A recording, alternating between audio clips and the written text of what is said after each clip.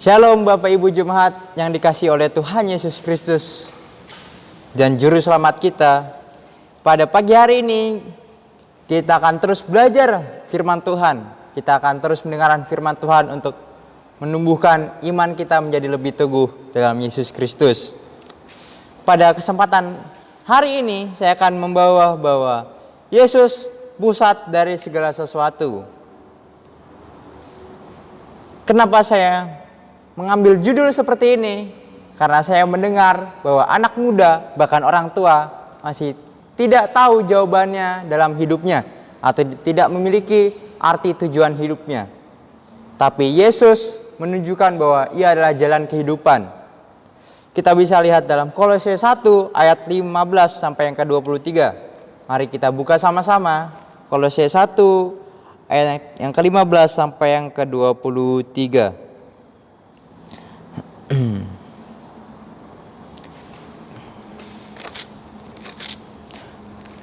Kolose 1 ayat 15 sampai yang ke-23. Di sini saya akan membacakannya. Lembaga Alkitab memberi judul Keutamaan Kristus. Ayat yang ke-15. Ia adalah gambar Allah yang tidak kelihatan, yang sulung, lebih utama dari segala yang diciptakan.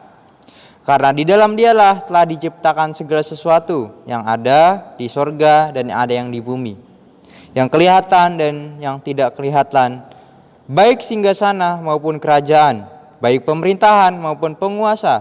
Segala sesuatu diciptakan oleh Dia dan untuk Dia. Ia adalah terlebih dahulu dari segala sesuatu dan segala sesuatu ada di dalam Dia. Ialah kepala tubuh, yaitu jemaat. Ialah yang sulung, yang pertama bangkit dari antara orang mati, sehingga Ia yang lebih utama dalam segala sesuatu.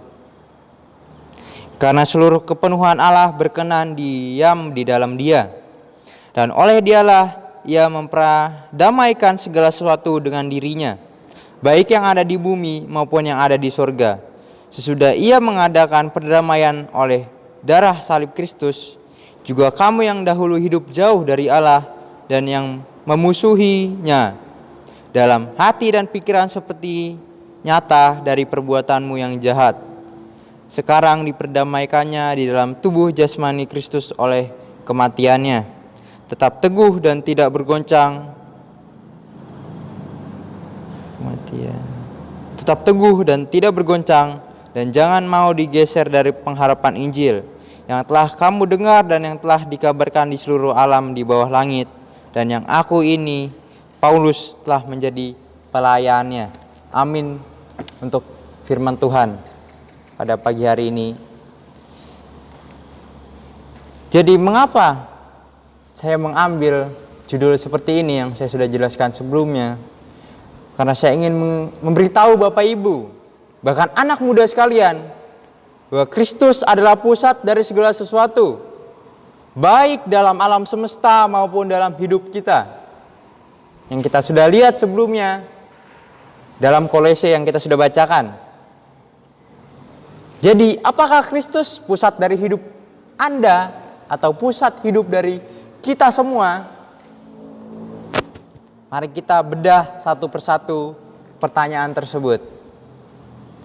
Di dalam Yesus ada kuasa Allah. Ia merupakan perwujudan nyata Allah untuk manusia. Bisa kita lihat dalam ayat yang ke-15 sampai yang ke-19. Di situ mengatakan bahwa Yesus merupakan perwujudan nyata dari Allah itu sendiri. Dalam ayat 15 Paulus menggunakan istilah Yunani, yaitu eikon, untuk menggambarkan Kristus sebagai gambar Allah yang tidak kelihatan. Istilah ini memiliki arti representasi yang sempurna atau tiruan yang tepat. Paulus menggunakan istilah ini untuk menunjukkan bahwa Kristus adalah representasi yang sempurna dari Allah. Dia memiliki semua sifat dan kuasa Allah. Istilah gambar Allah yang tidak kelihatan menunjukkan bahwa Kristus adalah representasi yang sempurna dari Allah. Paulus menggunakan kata eikon untuk menunjukkan bahwa Yesus adalah benar-benar Allah. Mungkin secara sederhananya yang kita bisa lihat dalam kehidupan sehari-hari adalah, saya ambil gambaran seperti istilahnya atau suatu contoh, yaitu sebuah kertas. NCC-nya tetap kertas, yang merupakan benda mati. Dan kertas yang kita tahu hanya hanya gambaran putih kalau itu Bapak Ibu beli kertas yang warna putih. Tapi ketika sudah dibentuk, mungkin dibuat origami, dibuat pesawat-pesawatan, mungkin kita kenal beda, tapi esensinya sama, yaitu berasal dari kertas. Seperti itu pun Yesus, Allah menunjukkan kreasinya pada diri Yesus. Yesus tetaplah Allah, meskipun ia berwujud manusia. Dan mengapa Yesus berwujud manusia? Bukannya manusia itu berdosa? Mari kita terus membahas dalam ayat ini. Karena ayat ini sangat seru dalam pertanyaan-pertanyaan hidup kita. Bahkan dari seberang mempertanyakan Tuhan kok manusia gitu kan. Mari kita lihat. Dalam Kolose 1 ayat 19, Paulus menulis bahwa di dalam Kristus atau di dalam Dia berdiam secara jasmani seluruh kepenuhan Allah. Maksud dari pernyataan ini adalah bahwa Kristus adalah tempat di mana Allah menyatakan dirinya sepenuhnya. Bapak Ibu garis bawahi bahwa secara jasmani Yesus menyatakan ia adalah kepenuhannya dari Allah, di mana Allah menyatakan dirinya sepenuhnya di dalam Yesus. Kita dapat melihat juga kepenuhan dalam bahasa Yunani adalah pleroma. Dalam konteks ini berarti kelengkapan atau kesatuan. Paulus menggunakan kata ini untuk menekankan bahwa Kristus memiliki semua sifat dan kuasa Allah. Karena Yesus adalah Tuhan yang sejati. Yang kita sudah bacakan sebelumnya, yang kita sudah teliti dari kata-kata asli dalam bahasa Yunani. Di situ sangat jelas bahwa menyatakan bahwa Yesus adalah Allah itu sendiri. Nah, dari kedua ayat itu kita bisa simpulkan bahwa Yesus merupakan perwujudan nyata dari Allah. Perwujudan nyata kuasa Allah bagi kita semua. Dan poin yang kedua, yaitu Yesus merupakan Maha Hadir. Yang kita bisa lihat dalam ayat yang ke-17. Di situ menunjukkan bahwa Yesus adalah Maha Hadir. Mungkin kita bisa bacakan ya. Yang ayat yang ke-17.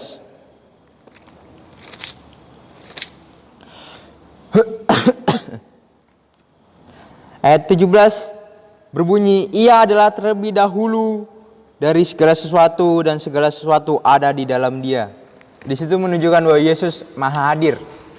Dia ada di mana-mana. Karena di situ menyebutkan bahwa Yesus ada di dalam segala sesuatu. Yang pertama, ayat ini menggunakan kata Yunani yaitu prototokos yang berarti yang sulung atau yang pertama. Kata ini tidak hanya untuk menunjukkan urutan waktu, tetapi juga keunggulan atau kedudukan yang lebih tinggi. Dalam konteks ayat ini, Yesus adalah terlebih dahulu dari segala sesuatu, baik dari segi waktu maupun kedudukan. Kayak yang mungkin kita sering dengar bahwa aku ada sebelum Abraham ada. Di situ salah satu contohnya. Tapi orang Yahudi pada saat itu menganggap bahwa Yesus itu gila. Karena mengapa? Kok Yesus bisa mengatakan seperti itu? Ya, mungkin yang belum kenal Tuhan mungkin tertawa ya. Mungkin lucu itu lelucon. Tapi kita yang sudah mengenal Kristus, justru kita sangat terkagum-kagum oleh kuasanya. Karena apa? Dia menunjukkan bahwa ia ada sebelum Abraham ada. Itu sangat kuasa Allah ia nyatakan pada saat itu. Tapi orang yang tidak mengenal Kristus dan tidak ada Roh Kudus dalam dirinya, dia menganggap bahwa itu adalah lelucon. Dan yang kedua, segala sesuatu ada di dalam Yesus. Ayat ini mengatakan di dalam, yaitu en dalam bahasa bahasa Yunaninya. Kata ini tidak hanya menunjukkan keberadaan, tetapi juga hubungan yang erat. Dalam konteks ayat ini segala sesuatu dihubungkan dalam Yesus, baik secara fisik maupun secara spiritual. Nah, dari dua poin tersebut dapat disimpulkan bahwa Yesus merupakan maha hadir, dalam arti bahwa ia ada di mana-mana dalam segala hal. Bahkan pada saat ini juga Yesus ada di mana? Di hati kita yang sudah mengenal Ia. Ia ada di setiap hati kita. Makanya mengapa ayat firman Tuhan mengatakan bahwa mata Tuhan ada di mana-mana. Mungkin direfleksikan dalam perjanjian baru, itu menunjukkan bahwa Yesus ada di mana-mana. Yesus adalah maha hadir. Nah, ketika kita sudah mengetahui bahwa di dalam Yesus terdapat kuasa Allah yang sempurna, tetapi apa sih untungnya bagi kita? Mari kita bahas satu persatu. Yesus adalah sumber segala pertobatan. Hanya Yesus jalan satu-satunya memperdamaikan manusia dengan Allah. Yang kita sudah tahu bahwa manusia sudah jatuh ke dalam dosa. Manusia sudah kehilangan kemuliaan Allah. Tapi oleh pengorbanan Yesus yang Ia mati di kayu salib demi kita, untuk apa? Memperdamaikan kita dengan Allah, hubungan kita, karena hubungan kita sebelumnya terputus.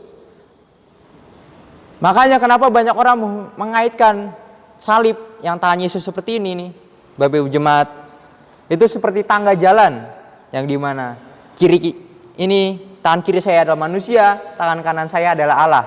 Jadi dia adalah jembatan bagi kita untuk mencapai hubungan kembali dengan Allah. Karena sebelumnya hubungan manusia sudah terputus secara total dari Allah.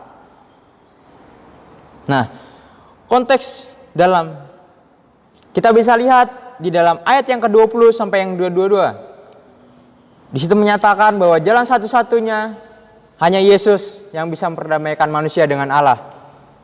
Dalam konteks Kolose 1 ayat 22, diperdamaikan berarti menyatukan kembali atau membawa perdamaian. Dalam ayat ini Paulus merujuk pada karya Kristus di kayu salib yang telah mendamaikan manusia dengan Allah, yang sudah saya singgung sebelumnya. Nah, Paulus menggunakan istilah di dalam tubuh jasmani Kristus, yaitu untuk menekankan bahwa karya perdamaian Kristus telah melalui kematiannya di kayu salib. Kristus mengambil alih hukuman dosa kita sehingga kita dapat dibebaskan dari permusuhan dengan Allah. Di situ Paulus sangat menekankan bahwa hubungan kita sudah diperdamaikan oleh Yesus. Makanya itu mengapa Yesus adalah jalan satu-satunya menuju keselamatan.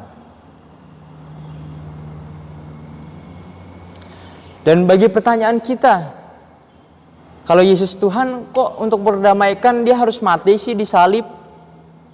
Nah, kita akan bahas. Dahulu kala orang dapat masuk surga jika dia percaya kepada Allah saja dan melakukan kehendaknya. Dan untuk menahirkan dosa-dosanya, orang itu harus menyembelih anak domba atau kurban bakaran yang terbaik kepada Allah. Kita bisa lihat dalam konteks perjanjian lama maupun kisah Kain dan Habel, Daud, dan banyak tokoh lain yang memberikan contoh untuk menghapus dosanya, itu melalui pengorbanan bakaran. Namun dengan semakin banyak manusia dan dosa yang dilakukan oleh manusia, Allah melihat cara ini tidak efektif. Allah melihat cara ini sudah tidak relevan lagi. Ia sangat sedih karena manusia makin lama terus berbuat dosa, bahkan sampai hari ini yang kita harus renungin Bapak Ibu Jemaat. Oleh sebab itu Allah memberikan hubungan yang rusak antara manusia dengan Ia melalui Yesus yang mengorbankan anaknya yang sulung.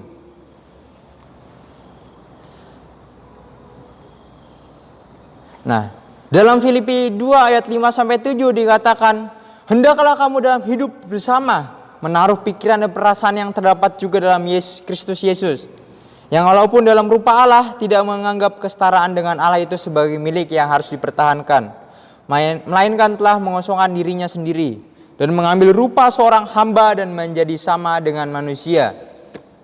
Di sini sudah sangat menjelaskan bahwa Allah sangat mengasihi kita. Allah sangat rendah hati. Dia ingin hubungan kita baik lagi kepada Dia. Tapi manusia tidak pernah sadar. Oleh sebab itu ia mengambil wujud rupa menjadi manusia dan datang ke dunia ini. Dia ingin bertemu dengan anak-anaknya, dengan kita. Bayangkan Bapak Ibu Saudara, jika seorang orang tua ingin bertemu anaknya tetapi anaknya tidak mengenal.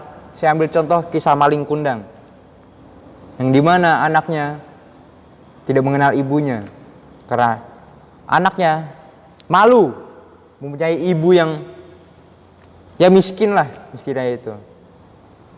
Saya ambil konteks kasihannya saja. Seperti Allah, kita harus merenungi begitu betapa sedihnya Allah, betapa sedihnya Ia melihat manusia terus berbuat kejam, berbuat dosa di dunia ini.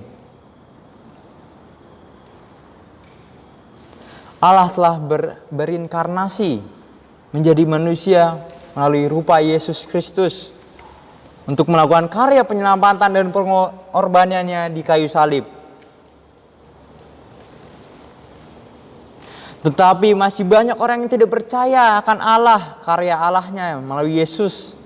Padahal ini jelas-jelas Yesus menunjukkan dirinya sebagai perwujudan kasih karunia Allah.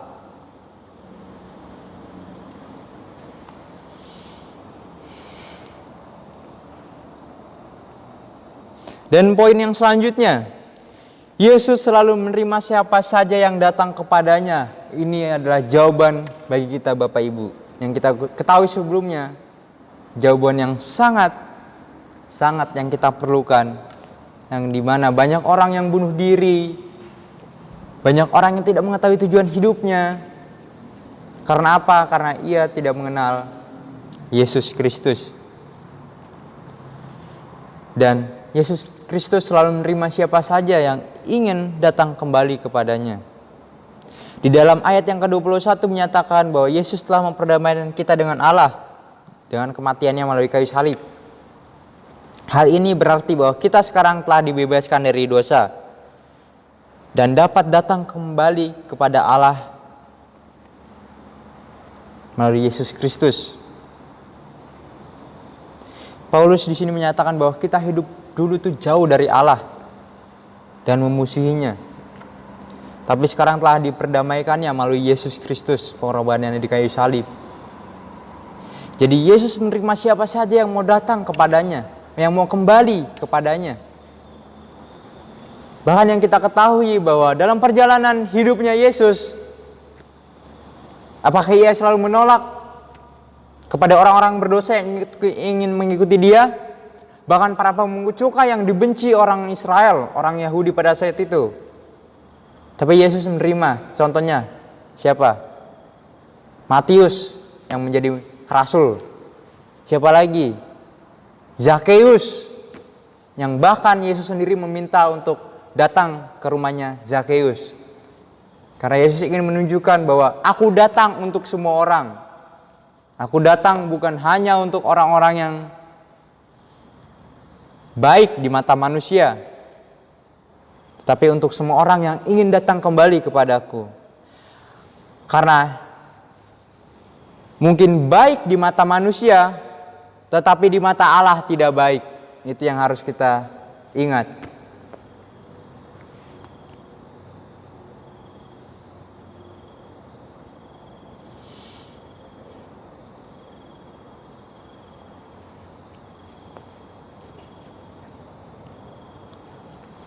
Ya, marilah kita merenungi Bapak Ibu Jemaat, tujuan hidup kita. Kita seharusnya tahu tujuan hidup kita seperti apa.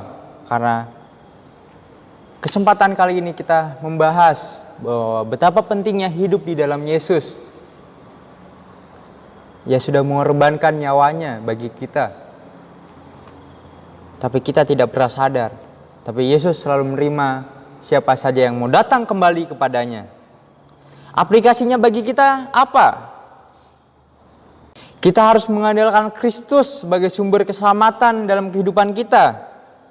Dan kita harus hidup dalam kesatuan dengan Kristus. Yaitu dengan cara apa?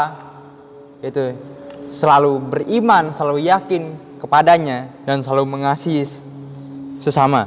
Meskipun itu musuhmu, meskipun itu sering berbuat jahat kepadamu, tapi kita harus mengasihi. Seperti yang Tuhan Yesus telah ajarkan, yaitu kasihlah sesamamu sendiri. Kasihlah sesamamu seperti mengasihi dirimu sendiri. Yang kita sudah tahu dalam doa Bapa kami. Jadi kesimpulannya kita pada pertemuan hari ini yaitu Kristus adalah pusat dari segala sesuatu. Dia adalah gambar Allah yang nyata. Gambar karya Allah yang hidup dalam dunia ini. Di mana Allah menyatakan dirinya sepenuhnya dalam Yesus Kristus. Jika kita ingin hidup yang bermakna, maka kita harus menjadikan Kristus sebagai pusat dari hidup kita.